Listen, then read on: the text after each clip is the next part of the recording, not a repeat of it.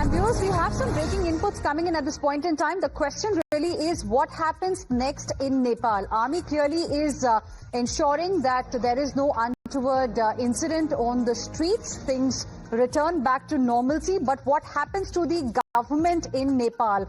We are being told that Gen Z, the protesters, in fact, Gen Z protesters as they've been calling themselves, they have now come out with a long statement, in fact, in which they have mentioned, how they are planning to resolve the current crisis. Gen Z Nepal, in fact, has said that the movement to end corruption and injustice and establish good governance is close to unprecedented success. This will be concluded with the formation of an interim cabinet that is going to be supported by Gen Z. Remember, it was a Gen Z protest where young people had come out protesting against the political dispensation there because there was pent-up anger, specifically on the issue of corruption and cartelization of politics that seems that was in fact happening in Nepal for quite some time. Now, what is also important to note is that they are not okay with Sushila Karki, as the right person who can lead this particular government in the interim. They say in the statement,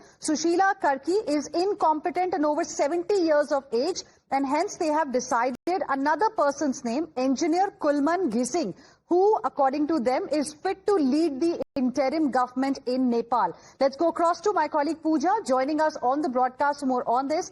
Pooja, we did not really have a lot of clarity on who the leader really is of these protesters. It seemed like a leaderless protest because these were Gen Z, as many were calling it, Gen Z Nepalis who had come on the streets. Now a statement has come out saying that Sushila Karki is not competent enough. She is over 70 years of age, and hence they've decided that Engineer Kulman Ghising is going to lead the interim government. Is a name that they are going to be supporting?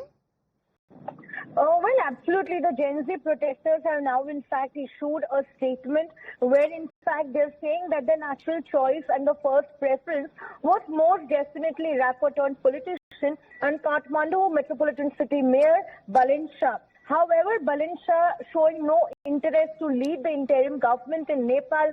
There was a lot of talk around former Chief Justice Sushila Karki. However, they're saying that Sushila Karki is incompetent to lead the interim government in Nepal and also about 70 years of age.